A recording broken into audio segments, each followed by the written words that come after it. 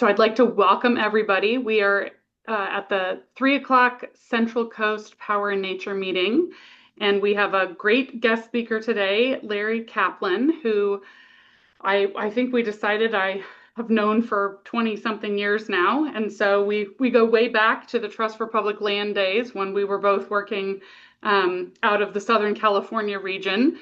And Larry has extensive experience in government affairs, donor development, grant writing, fundraising, all sorts of skills. And he has a firm that he operates out of for consultancy, and he's going to help us understand what nonprofit tools there might be to getting grants. And there's a process that he'll outline for us, and we can ask him any questions. So, Larry, the floor is yours for the next, 25 minutes or so, and then we'll hop over to questions. Great. Thank you, Melanie. And I'm just screwing in some better light. Thank you. Yeah, we go back to TPL days. And I was there from 98 to 2006. I ran the LA Urban program. And since then, I've been doing all different kinds of things, mostly as a consultant. And for the last 5 years, my focus has been almost exclusively on grants. So, and my client base is very diverse. Everything maybe except the arts, but I've, social justice, human services, environment, what else? Just advocacy, just a whole cross section of stuff. So anyway, so I really appreciate this opportunity to talk to people because I have a very specific philosophy about grant writing that I'm going to talk about. What I'm not going to talk about is I'm not going to give you advice on how do you write a winning proposal, because where they tell you, like, say this, don't say that, pull words from the grant guidelines, so you're repeating what they think, blah blah blah. I'm not going to talk about that. All that advice is good, but it's not what I'm going to talk about, because the key is what you do before you actually work on the application, and that's what I'm going to talk about. So I call it grant seeking. Everyone calls me a grant writer, but it's kind of like Q-tips. Everyone calls them that. Doesn't mean they're all Q-tips, right? But and so people call grant writing fine. But I like to think of it as grant seeking because it's a process and a strategy, and it's and the which ends up with an application at the end, and I'll talk about that. And keep in mind that institutional, corporate, and government funders are major donors, just like little old ladies, who need relationship building and relationship sustaining, because they're all people. And so that's really important. And a lot of folks don't put enough effort into building relationships with funders. And you really need to do that. And that, if you do it right, will be more time consuming than actually writing a proposal, most of which are pulled from boilerplate stuff you've probably done a dozen times before. So that's kind of my overview on it. And a couple of key differences between foundations, either institutional or corporate. A lot of corporations give through a foundation. And government grants. And I think the big difference is foundations like to be inspired. They want you to tell them why what you're doing is wonderful and it's going to make a big difference. They need to be convinced. And government funders, I have found, they don't need to be convinced because they've already made a public policy decision, either they or the elected officials, that this is important enough for the government to fund. So they're more interested in just the facts, man. They want they want to know that the taxpayer money they are distributing to private nonprofits is going to be spent in the right place and is going to be an effective return on the taxpayer's investment. So that's why they ask a lot of detailed questions, ask for a lot of numbers, a lot of metrics, and less about the inspiration piece. So my joke has always been in a typical government proposal, if it's 100 pages, it's uh, 2 pages of narrative and 98 pages of charts, forms, and tables. So, it really is that. Anyway, so the first step in a grant is in grant seeking is conceptualization, what I call conceptualization. I didn't invent the word, but I like it. And what it means is, what do you want the money for? And I have found that there are often cases where nonprofit leaders, when you ask them, what do you want the money for? They really haven't thought it all through.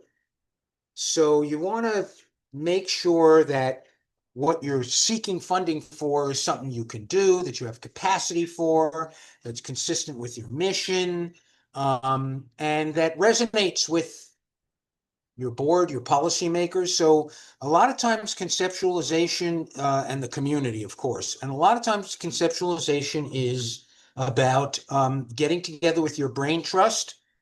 Sometimes it's your board, sometimes it's not your board, and hashing that through, really critical. Now, closely tied in with that is messaging. What's your pitch, your generic case for support, which is going to come out of your concept. And what I like to do with folks that I work with is we develop a generic case for support.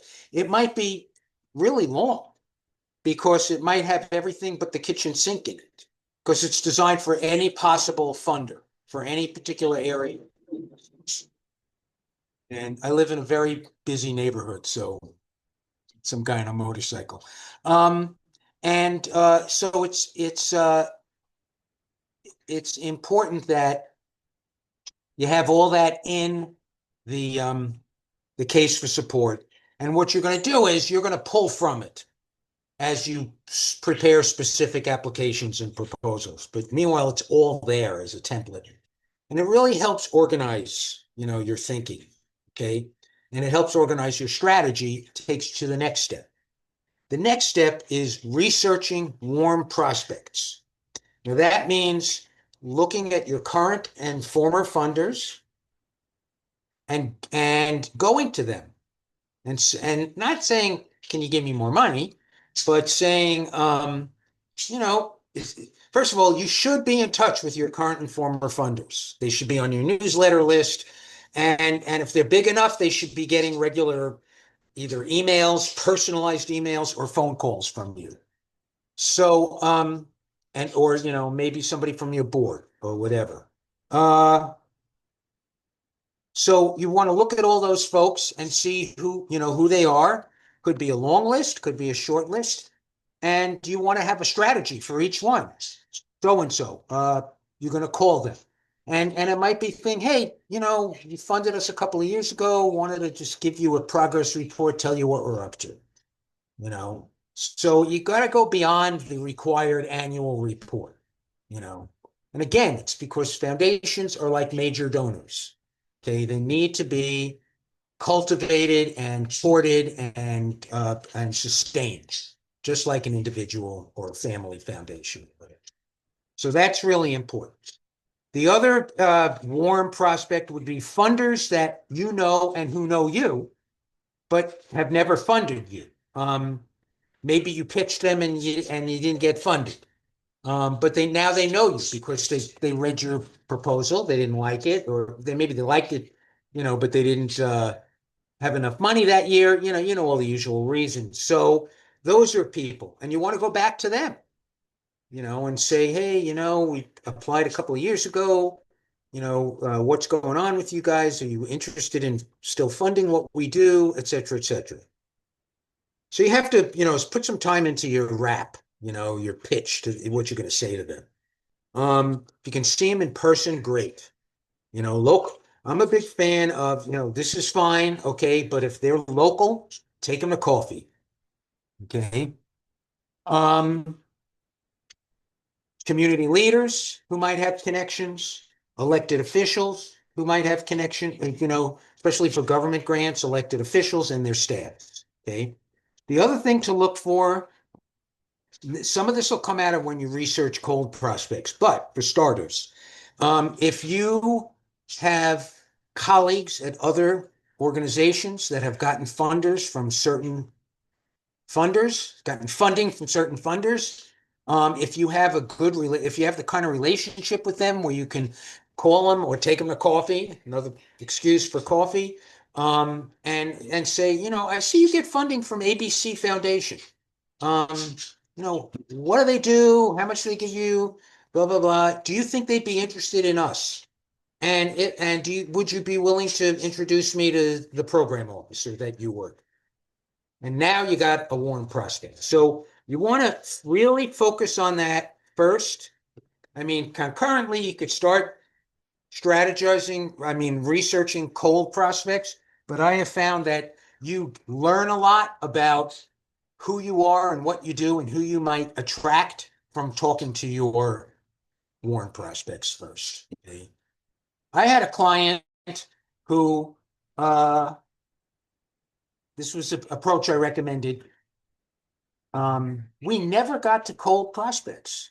This guy, he's very well connected in the community and he had a whole bunch of funders and he knew a lot of community leaders. And I helped him for about a year and a half. And then he brought somebody in-house. That's what happens with consultants usually. They bring someone in-house if you're doing enough. So, but we never got to cold prospects because he had a zillion warm prospects that were really fruitful. So that's what you want. So anyway, so then you start to research your cold prospects, and a lot of that is, the usual methods, Foundation Directory Online. There are a bunch of search engines. I happen to like Foundation Directory Online, which is owned by Candid, which is GuideStar. Although in the last year, I would say the big star of research is AI. I mean, it's in many ways, it's better than the online search engines because you can target your searches much more with much greater specificity.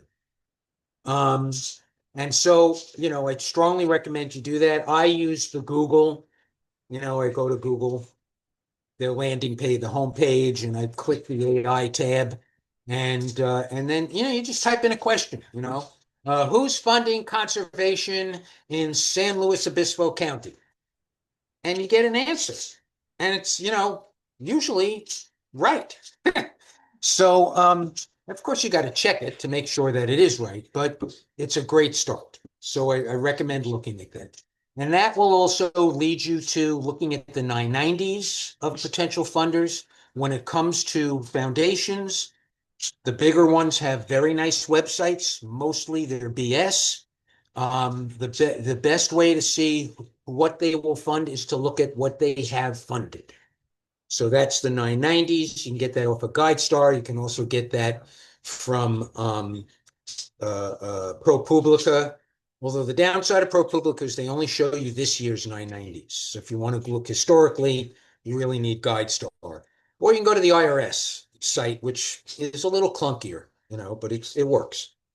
And then for government grants, the thing about most of the search engines, now the AI is better at this, but the traditional search engines aren't very good at government grants.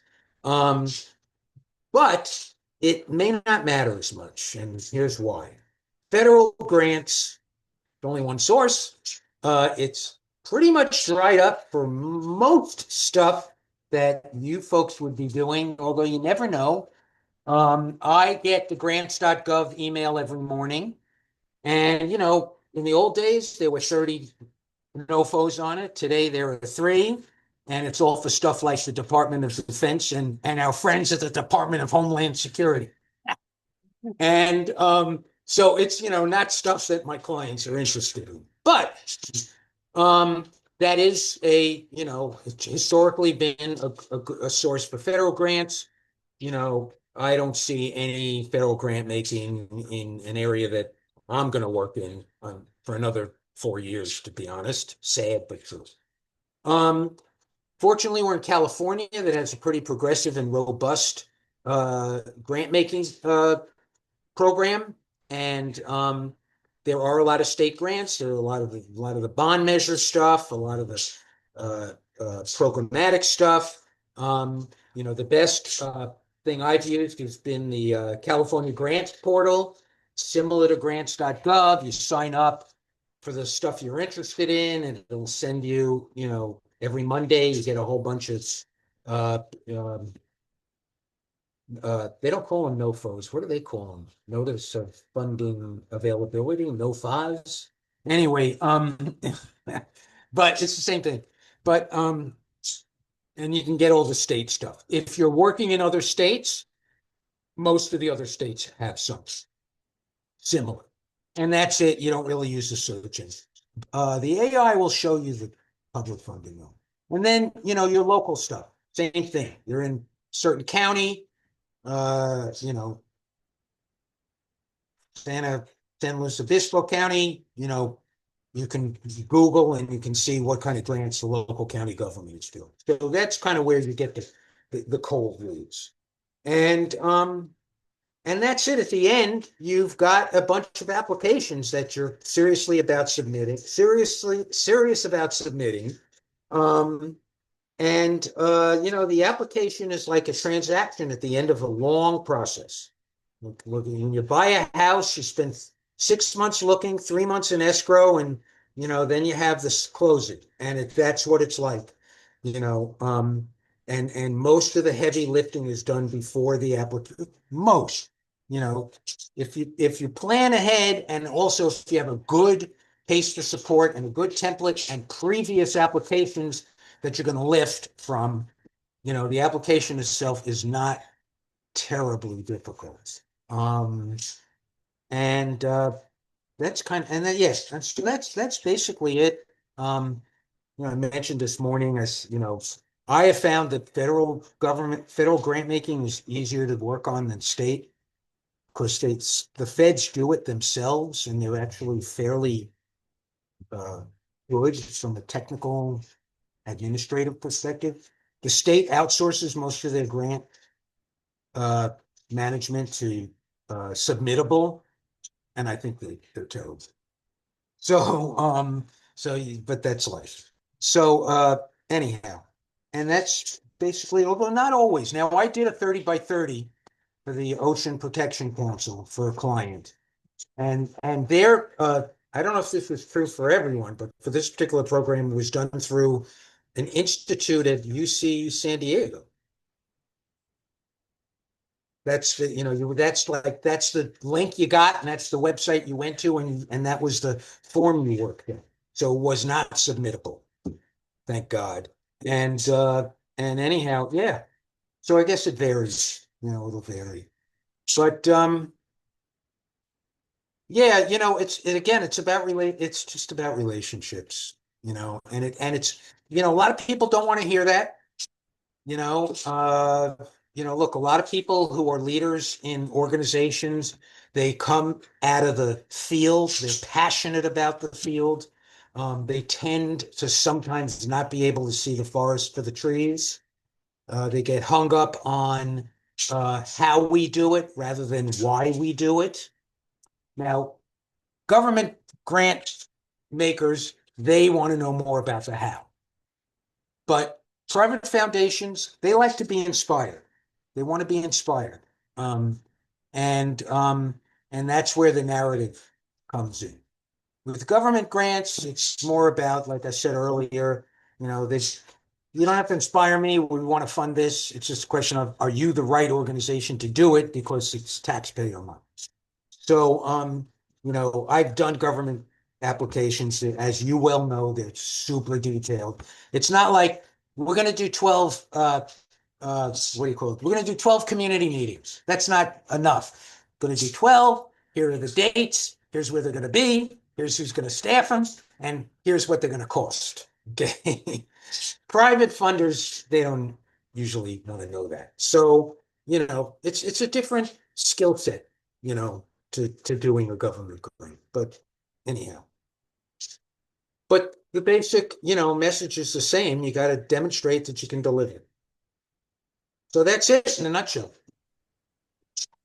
Thanks, Larry. I think we'll give folks a chance to come up with questions. You can either drop them in the chat, you can raise your hand, but I'll start with a question that's not necessarily in line of grant seeking, but has to do with development. And you had mentioned that one person who had a lot of warm prospects.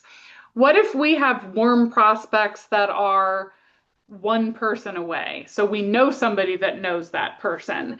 How Yeah. advanced do you need to, get in front of them before there's a level of comfort in terms of asking for a contribution? There's no single answer. A lot depends on your relationship with the person who's, one One uh step away. degree of separation, just Yep. depends. You Okay. know, if you're good buddies, then they may be, it depends on what they're willing to say.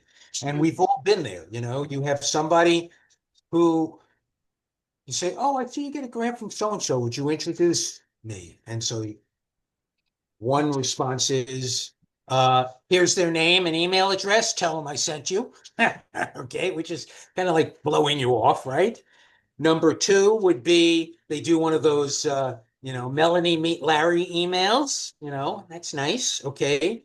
Number three would be they actually call or email the person and say, these guys are great. You really should talk to them, you Mm. know, and then they come back to you and say, I talked to them and they want to talk to you, So it all depends on the caliber of the relationship. Excellent. All right. And it looks like Eric has a question. Is the Central Coast Coalition currently seeking funding for a project or process? That feels more like a Melanie question than a Larry question. Uh, no, not directly, but we're here to support the applications that are in process. So we try to let people know about funding opportunities that have popped up. We're happy to circulate sign-on letters for different things. We did just come up with, based on a request, gosh, that was Melina, that was you guys, wasn't it? Land Trust of Santa Cruz. Yeah, we did.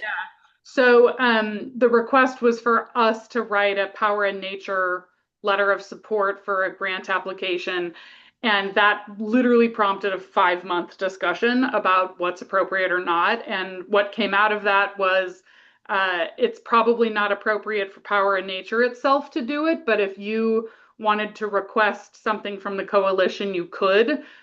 We just couldn't be the one spearheading it because we're trying to support everybody and then we're playing favorites. So apparently that had not yet been tackled, Melina, and now we have our answer. But I think if there are opportunities to support projects, whether it's at the local level or at the state level, we could have a discussion about what that looks like.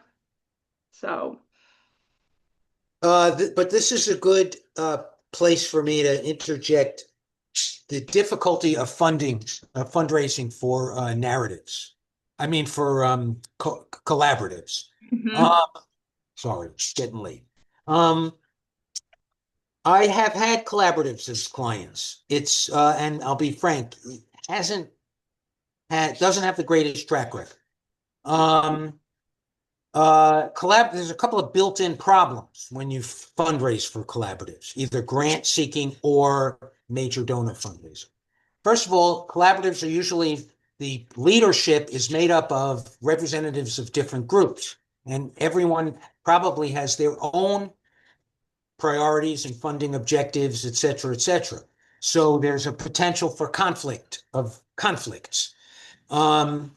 And so, for instance, a very common workaround is, well, we have a rule. The collaborative can't fundraise until we send the prospect to everyone in the collaborative and say, anybody got a problem with this? And if one person does, all over. Okay. If nobody does, then you can go after them. So that's a really key thing And the other challenge with collaborative fundraising is that a lot of the prospects are already funding your members who may not have a problem with you going after them, but the funder is saying, well, I already give money to so and so, so I'm doing my thing for this. So, it's a challenge. It's a real challenge. Um, but if with enough work in advance, both relationship building and crafting, this comes back to conceptualization, crafting a project, a program that only the collaborative can do, that's different from what everyone else is doing individually. And then selling that to the funder, who you've developed a trusting relationship with, then you can do it.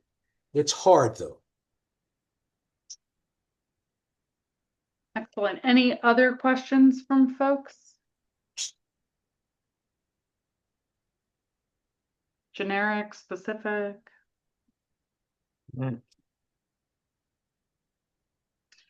I'll ask one more question in terms of timing. My experience has been it's a lot faster to get a grant from a private foundation than it is from the state or feds. Have you noticed a change kind of later in this cycle of your career that it's faster or shorter one way or the other? No, I haven't found that. I guess, yeah, government might be a little longer because they have like, these mandated, Yep. periods, but some foundations, let you know in 6 weeks. Other foundations take 6 months. It's really, I think it varies. And also, but let me talk a little bit. So someone had a question, but it disappeared. So I'll get to it later. But while I'm thinking about it, the funding climate in general uh, is actually better than people think. Okay. Yes, federal funding's gone for 4 years, but the state, California's, has a pretty robust funding environment. They lost some funding that they got from the feds, but a lot of the sources are generated here. A lot of foundations have stepped into the breach. They read the news just like we do, and it's not super helpful for capital projects that require multi-million-dollar appropriations for obvious reasons. But if you're a group that's looking for program funding or project funding, where you're looking for 50 grand or 100 grand, a lot of these institutional funders have stepped in and they've increased their endowment distributions. And so, it's a pretty robust environment, I think. Corporate funding, you just got to be careful about the wording about how you pitch your project. They tend to be more timid, less, they worry about pissing off the big orange man. So, they're going to be, but it doesn't mean they're not going to fund your stuff because they still care about it. They just don't want to have to defend it. So, so for example, you might talk about, I'll give an example of one that I had recently. I have a client in Long Beach it's a food bank and a hot meals program. So, in the old days, we talked more about disadvantaged communities of color, what do you call it? Equity, blah, blah, blah. Okay. Now it's more about widows and orphans, you know, let's feed poor kids, which is pretty non-controversial. And, so you may change how you pitch to corporate funders and to some institutional funders, but a lot of the progressive funders, they've really, stepped up. So that's a good thing. Now, there was a question, but it There's questions here from Lucy. I can read them for you. So the first one is, what about funding for operations and staffing of a conservation organization? Yeah.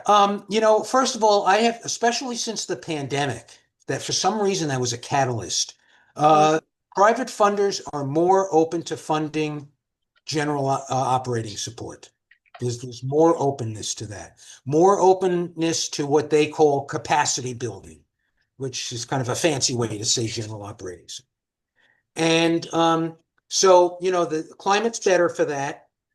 The other thing also that I find, though, is a lot of nonprofits, before they start stressing out about getting general operating support, they need to sit down with their accountant or their CFO and make sure that they are expensing as much as they possibly can to specific projects and programs. Okay, because that's not general operating support. That's project support and program support. And you may find that you're actually doing better than you thought on general operations. So that's something to pay attention to. Excellent. What was the second? Yeah, the second part of the question is, are there any special considerations there, which you kind of touched on? If considerations for? I think this was related to the staffing and operations for conservation nonprofits. Yeah. Yeah, and I don't think it's any different from any other nonprofit. Yep. I did drop a link into the chat, and we can put it in the notes, that the California Council of Land Trusts did get a block grant from the Wildlife Conservation Board to help fund capacity building. I don't know how many rounds they had available, but they've at least funded 2 rounds. So I dropped the link in the chat for folks that might be interested in that. And if you need an introductory email, just let me know. I know their staff. That's great. There are lots of groups like that are, what I call intermediaries. Mm-hmm. So you want to look at them also. Absolutely. Astris.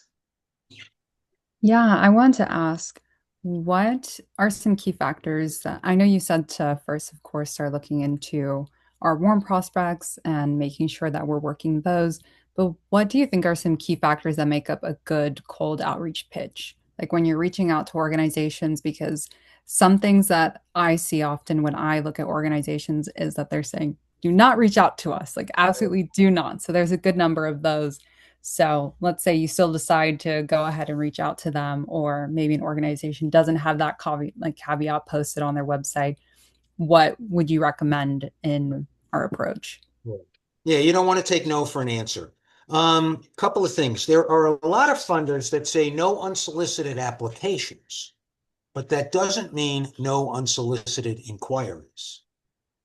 So you want to, like, when you look at their website or their guidelines, make sure, because I've seen some that say, we don't accept unsolicited applications. We only give to pre-selected organizations. But if you want to tell us about yourself, send it to, and they give you a name and an email address. So you do it, and you basically send an informal letter of inquiry, 2-page deal or whatever. The other thing sounds really goofy, but I think it works. Snail mail. Nobody gets snail mail. Okay. So instead of sending the letter of inquiry, to the foundation that's telling you we don't take unsolicited applications, you get into GuideStar, you get wherever you can get, and you get the name of the CEO or the top program officer, whoever is appropriate, with an address, and you send them a letter on letterhead with nice stationery, with what are those called? A commemorative stamp, not one of those like little American flag stamps that you get at the grocery store, but like a commemorative stamp. And you go to the post office, and I know I used to do this. You get there's always like something, some kind of like nature or conservation or environment, and you get one of those, and you make it. Nobody gets snail mail anymore, and that will get their attention. Great tip. Good question. So I'm aware of the time. We have maybe just a couple minutes more. Does anyone have any other questions for Larry?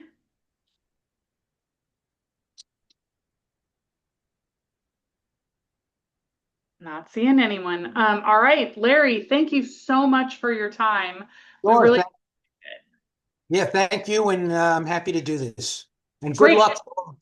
Thanks. I'll ask. I asked last time, but I'll ask again that if folks want to reach out to you and No problem. okay, I'll include your email address in the minutes then. Thank you so much, Larry. You take care. Bye-bye. Thanks. Thank you.